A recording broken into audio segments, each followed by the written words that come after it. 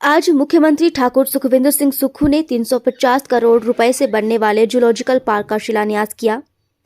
इस दौरान मुख्यमंत्री ने मीडिया के सवाल पर कि नेता प्रतिपक्ष ये अंदेशा जता रहे हैं कि भाजपा के 7 विधायकों को निलंबित करने का खतरा है। इस पर उन्होंने कहा कि इसकी कोई भी जानकारी उन्हें नहीं है, लेकिन आज अखबारों में जरूर पड़ा है। जनता को दिए संबोधन में मुख्यमंत्री ने भाजपा को भ्रष्ट ताकतें संज्ञा दी। कहा कि भ्रष्ट ताकतें उनकी सरकार को कमजोर करना चाहती हैं। मुख्यमंत्री ने ये जनता से अपील करते हुए कहा कि इन लालची लोगों को लोकसभा चुनावों में मुंह तोड़ जवाब आप लोगों को देना है।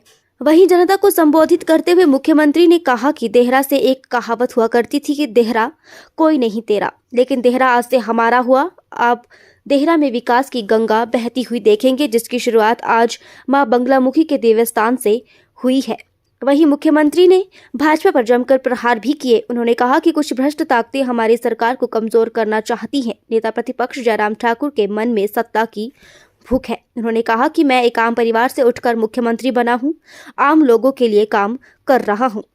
कांग्रेस मत्स्य विभाग के प्रदेश अध्यक्ष नरदेव कंवर ने इस दौरान अपने संबोधन में देहरा की जनता का धन्यवाद किया। उन्होंने कहा कि देहरा को मुख्यमंत्री ने बिन मांगे सब कुछ दिया है। देहरा कोई नहीं तेरा, आज से देहरा मेरा। ये जो कहावत थी, इस कहावत के बाद मैंने 14 महीने पहले जब सरकार संभाली तो मैंने देखा कि देहरा जो क्षेत्र है, क्योंकि मेरे तो ससुराल भी यहाँ है, तो मुझे चिंता रहती थी कि ऐसी क्या चीज यहाँ इस क्षेत्र में लाई जाए जिससे आपकी आर्थिक तरक्की हो। और जब मैंने पता किया तो यहाँ हमारे पास वन विभाग की तकरीबन 200 हेक्टेयर जमीन पाई गई। उसी दिन मैंने फैसला किया कि देहरा में 650 करोड़ की लागत से अंतर्राष्ट्रीय स्तर का वन्य प्राणी उद्यान स्थापित किया जाएगा, जिसका शिलान्यास आज मैं करने जा रहा हूँ। ये महज शिलान्यास नहीं है, ये आपकी जीवन रेखा बदलने का काम करेगा। कुछ वर्षों में यहाँ बहुत अधिक पर्यटक आएंगे और तकरीबन आर पार के क्षेत्र बनाकर डायरेक्ट और इनडायरेक्ट रूप से 10,000 लोगों को रोजगार मिलेगा। इस क्षेत्र के युवाओं को रोजगार मिलेगा। यही नहीं, यहाँ जो सेंट्रल यूनिवर्सिटी का कार्य है, उसका नाम जरूर सेंट्रल यूनिवर्सिटी है, लेकिन 10 वर्ष से वहां कोई कार्य नहीं हुआ था। हमारी सरकार आने के बाद मैंने खुद व्यक्तिगत तौर पर जाकर प्रयास किया और उसका कार्य पूरी जोर शोर से यहाँ शुरू हो रहा है। तो देहरा जो तेरा कोई नहीं, आज से हमारा है।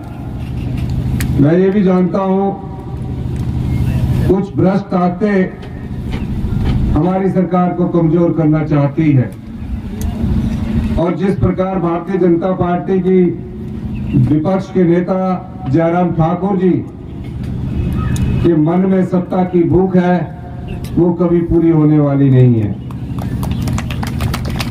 क्योंकि जो लोग सिर्फ सत्ता के केंद्र बिंदु में रहना चाहते हैं, सत्ता उनसे खुद दूर भागती है।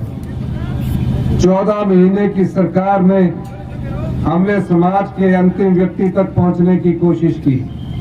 सबसे पहले हमारी सरकार उन बच्चों का सहारा बनी जिनके माता नहीं है, पिता नहीं है।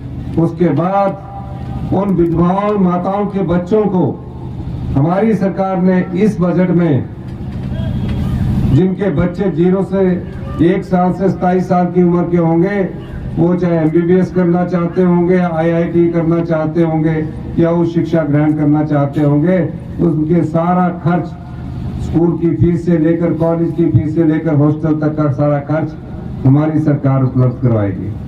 गांव के किसान को कैसे मजबूत किया जाए, तो हिंदुस्तान का हिमाचल प्रदेश पहला राज्य बना जहां गाय के मूल्य का समर्थन मूल्य दिया गया। क्या होता है समर्थन मूल्य?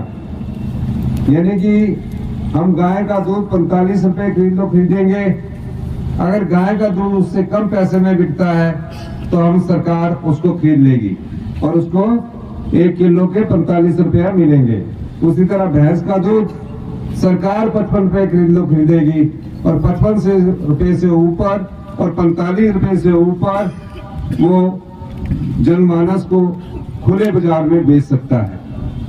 तो ये क्यों किया गया? इसके पीछे एक दृष्टिकोण ये है कि हमारे लोग गांव में पशु पालते हैं, अगर उनको ग्रामीण अर्थव्यवस्था को मजबूत करना है तो इस प्रकार का बदलाव लाना बहुत जरूरी है। धीरे धीरे हम इसमें आगे बढ़ रहे हैं और निश्चित तौर पर 5 साल में हम गांव की आर्थिकी को मजबूत करके आत्मनिर्भर हिमाचल की नींव रखेंगे।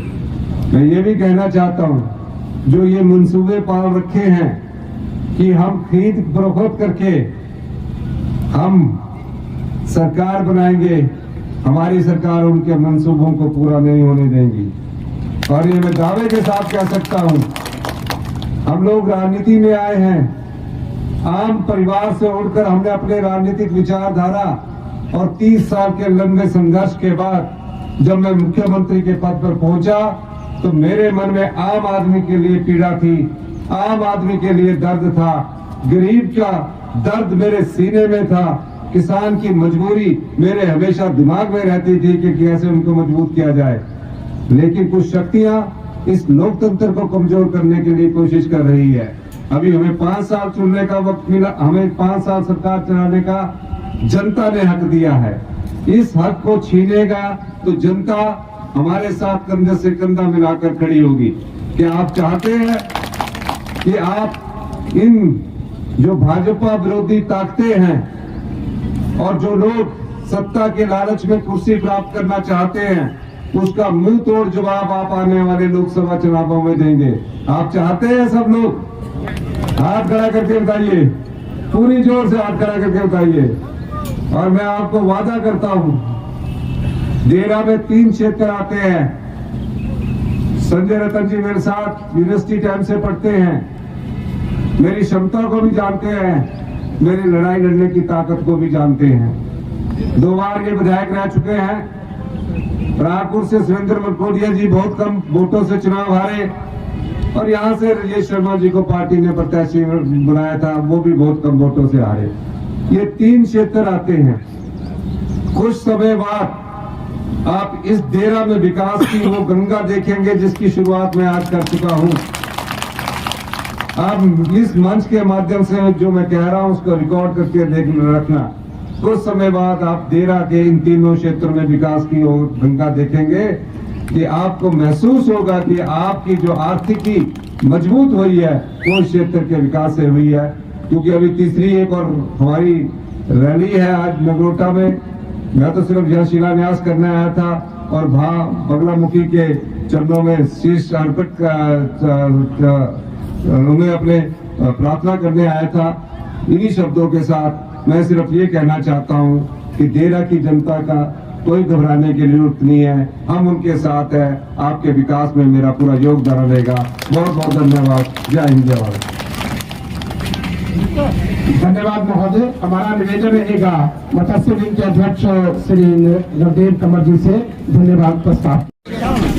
माननीय ठाकुर सुखविंदर सिंह सुक्खू जी, माननीय पूर्व राज्यसभा मेंबर विक्रम ठाकुर जी, संजय रतन जी, डॉक्टर राजेश जी तथा सम्मानित मंच, आप सभी का जिला विधानसभा की समस्त जनता का मैं धन्यवाद करता हूं कि आप सभी ने अपना कीमती टाइम निकालकर इस सभा को जो है सफल बनाने का प्रयास किया है। मैं आप सभी का दिल की गहराइयों से आपको जय हिंद करता हूं।